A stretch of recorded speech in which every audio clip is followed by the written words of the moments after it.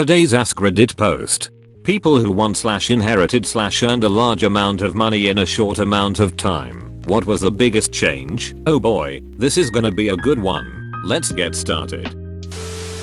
You start identifying the things that can be fixed with money and those that cannot. I heard Charlie Munger, Warren Buffett's billionaire business partner, say, "There's nothing more useless to a 90-year-old man than $2 billion. Only a billionaire would even say that." I'm less reluctant to speak my mind at work. Having the GFY option available is very liberating. Yeah, they call that fuck you money for a reason. Touché. Stress levels before and after. It's like night and day. Being poor is stressful. Very stressful. Having money means having options that coincidentally means less worrying about making things work and more focus on actually figuring them out, which leads to more success. You simultaneously have more options while ending up needing plan B less. It's almost cruel. Money doesn't bring happiness, but it absolutely kills 90% of actual real life day-to-day stress, which kind of paves the way for positive change. A company I was vested with sold. I made well into the 7 figures. Didn't touch it for a year at the advice of a business mentor. It was probably the best advice I've ever gotten. It really stopped any potential lifestyle creep in its tracks. Now I don't have to take poop at work and can spend as much time with my kids as I want. My relatives and I divided the inheritance equally. Each bought an apartment. No one took more. Acted humanely. I have 2 siblings. One sibling is a lawyer. The other sibling will dug a homeless person out of money if she could. I already know my parents have put the lawyer in charge of handling everything after they kick the bucket. I decided years ago that I'm not even going to bother with it when the time comes because it'll just piss me off.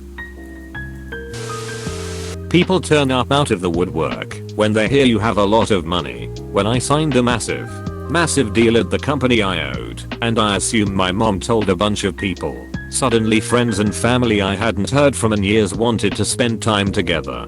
Same when my mom passed away. In both cases I wanted to think it was for altruistic reasons, but the timing was just too convenient. The interaction between my existing friend group who also knew about these events did not change. Edit. Thank you Reddit for doing exactly what would be expected of you. It's been a while, Dave. We should catch up. Lol. Nothing changed for us. Matriarch of the family realized nobody is really financially educated enough to handle a change from middle class to that. So she proposed everyone puts their slice of the cake into state bonds. ATM, the gains beat inflation by a good bit. We are not American, and that's what everybody did. We all essentially tossed the can 5 years down the road and are living exactly the same as before. Good on her for being proactive and realistic, and everyone else for listening. We inherited a substantial amount of money recently.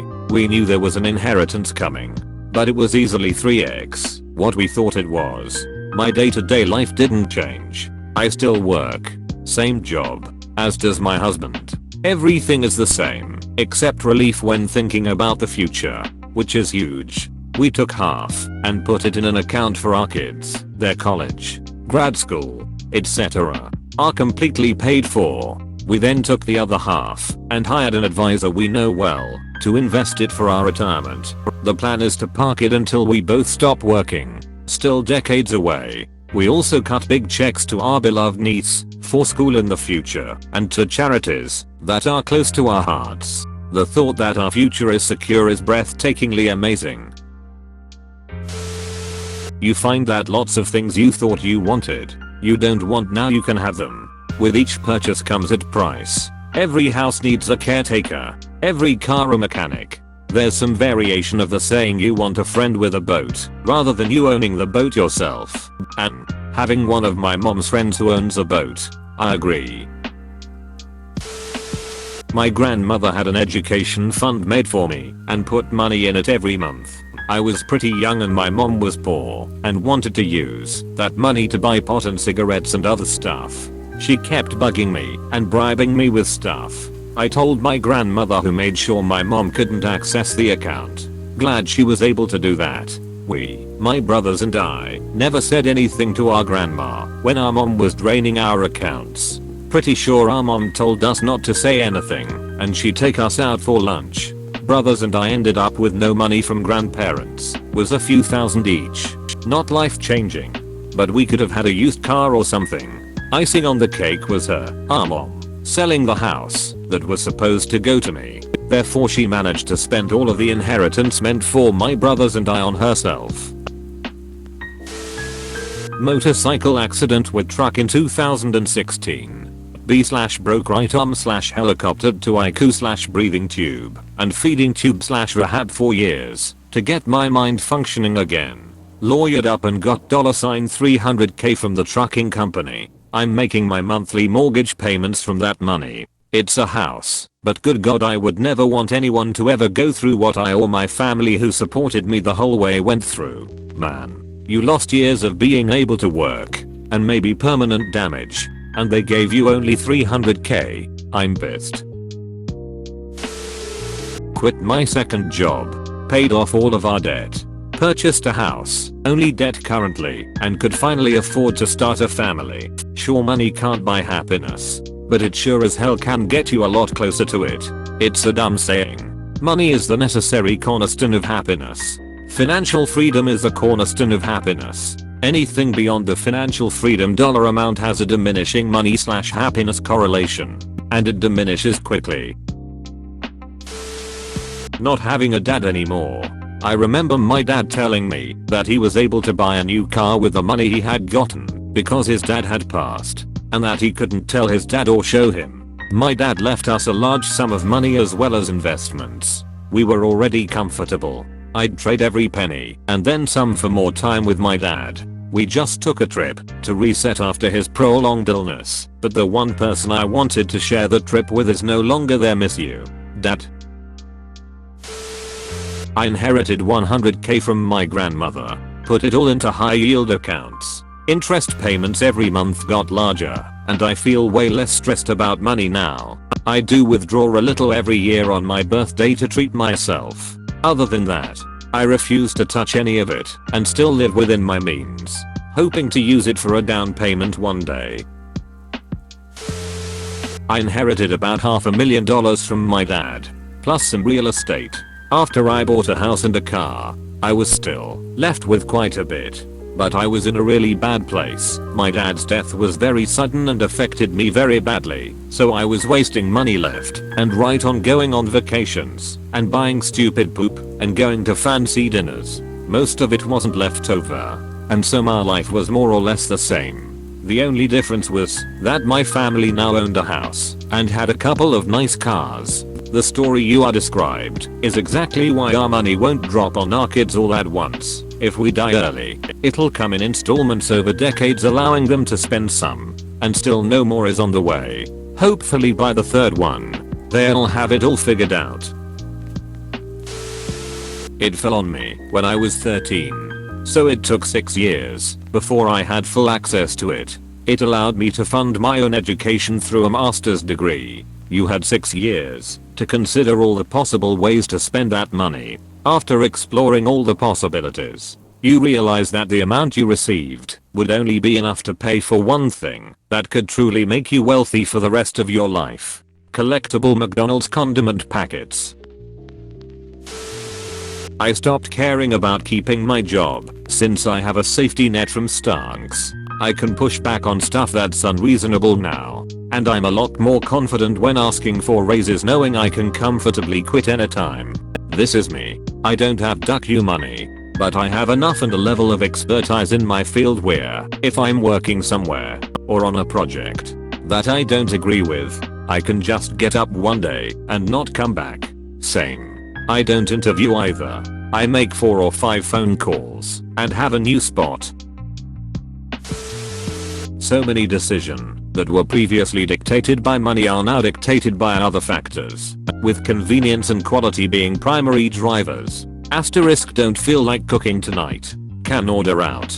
Can order out at a nice restaurant. Asterisk could walk, but also could take an Uber.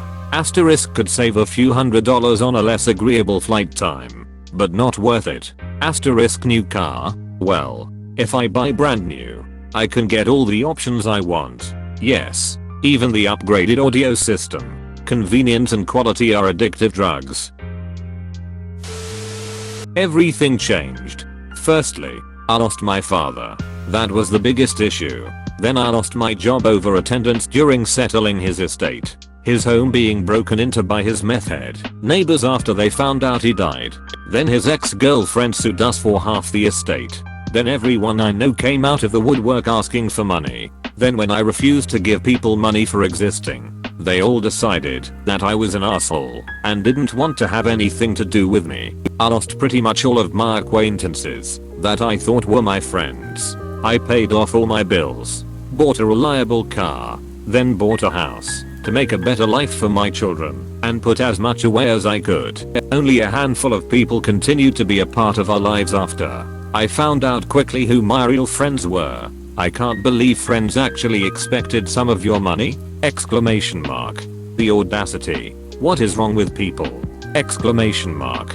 Why would they think they were entitled to someone else's money? Exclamation mark. Freedom from everyday financial worries pro tip. Do not tell anyone. People will make you miserable. Should be top comment. I've made this mistake. For me it wasn't like a lump sum thing, but rather my husband joining the IBU, electrical union, and overnight going from making like $20/HR to over $30/HR, and now up to about $40/HR, changed our lives. We went from barely making ends meet to having a savings account, buying a house, a brand new car, finally getting to take proper vacations, even getting to fly on a plane for the first time and visit a whole other country. As someone who lived the first 30 some odd years of my life in poverty, the last decade has been a huge in terms of quality of life. And not just cause I can buy name brand toilet paper and no longer live in a mobile home, but because my stress levels have been significantly lowered as well. I'm not worrying about bills. I have a little extra money to pursue hobbies and interests. And if something messes up in the house, like my washing machine last month, no problem. I might not be able to afford a brand new one spur of the moment, but I can at least afford to buy a new shift actuator and pump and fix it myself. I had overpaid my taxes and found myself with a $10,000 check from the government. No strings attached. It was enough to pay off the last of my student loans and my car. Bam, $700 a month instantly freed up for me. It was definitely life-changing. You know how on online shopping or real estate listings you can list things highest price to lowest? I thought that was hilarious and that nobody would ever use it. It turns out that it's really useful when money is no object and you prefer to not spend time looking at the lower end options. Oh my gosh, I was thinking this exact same thing yesterday. My mouth. I spent $20k at the dentist. This is the first thing I'd do if I won a good chunk of money. Teeth feel like a luxury I can't afford. I'm slightly envious of you lol. It changes how everyone you know treats you. Some people will get mega entitled and assume money has no value to you now. Some people will get jealous. A lot of people will suddenly want to be your best friend. You will be surprised time and time again at who it is and how they react. I didn't cry at the thought of my car needing a new clutch or brakes or anything for that matter. I was also able to go back to school since I'm able to pay for the tuition in full. These comments have taught me not to worry about inheriting material things to my children. I will leave them a paid off house and a fully funded education. And I will enjoy spending my money with my wife. A decade in banking. Worst thing you can do is leave them money. It truly is poison. Started eating better. No more buying the cheapest version of everything. Bought a very nice bed. My student loans disappeared overnight. Paid off in one large lump sum with some of the settlement check. That's about it though. My life stayed the same other than that. I still try to live off my paycheck as much as possible. And then I've started traveling more. Now that COVID is mostly backgrounded. Already had a major trip this year. And 3 more scheduled by the end of next year. 2 of those will be international. You are now free to move around the planet. Sounds glorious. I took all the money and immediately paid off a large chunk of my mortgage. The only thing that changed was that I should be able to pay off my house before I'm dead. It's really nice that all my bills are on autopay, that I paid cash for my last car, and when the boiler died at my home recently I just replaced it without worrying about my other bills, so there is less financial stress. Not a massive amount, maybe half a year's salary, but honestly, the biggest change has been not worrying quite so much about life, which in turn leads to me being better with my day-to-day money, which means that I feel better because I'm not quite running to the end of the account each month. It's a little thing, and I wouldn't say that it is happiness per se, but I guess money can at least buy a little of the stress off. I'm an independent contractor, and my job requires a lot of travel. And for years I made decent money, but it was never really enough to own a home or really even have my own place. I got to a point where I signed a contract with a massive bonus and all these perks, and essentially went from making slightly more than your average middle manager to clearing $1 million in less than a year. It was literally a life-changing opportunity. The biggest change was just being able to do all the things I held off on doing because I never had the money. I was finally able to buy a home. I bought one for my younger brother too. Helped him start his own business and now he's co-owner of a logistics and shipping company. My sister is disabled and I was finally able to get her into an amazing long-term care facility. Several of my best friends work with me and their lives changed in similar ways. In 2 years' time, I didn't just make my own life better, but I helped make the lives of some of the people I care about the most in this world significantly better. The people that say money doesn't buy happiness are ridiculous. Ironically, it made me want to save more. For the first time in my life I had savings, and I wanted to grow it and start thinking about retirement. Got out of debt. I see this all the time. Unfortunately, my anecdotal experience is that most people who get windfalls that didn't have wealth already burn through it, to the point where I don't want to work with these folks anymore. No matter how big the dollar figure is, I try and explain to beneficiaries that the wealth they are receiving can be life-changing if they are responsible with it. The elect not to be, most of the time, whether it's hundreds of thousands or millions. Somehow these people suddenly figure out how to burn through all of it within a few years. Unholy vehicles, unnecessary homes/renovations, gambling. I've seen people who were saving money, then get inheritances, then suddenly need to spend $20k, $50k/no, and they can't even articulate what they are spending it on. Just dumb poop.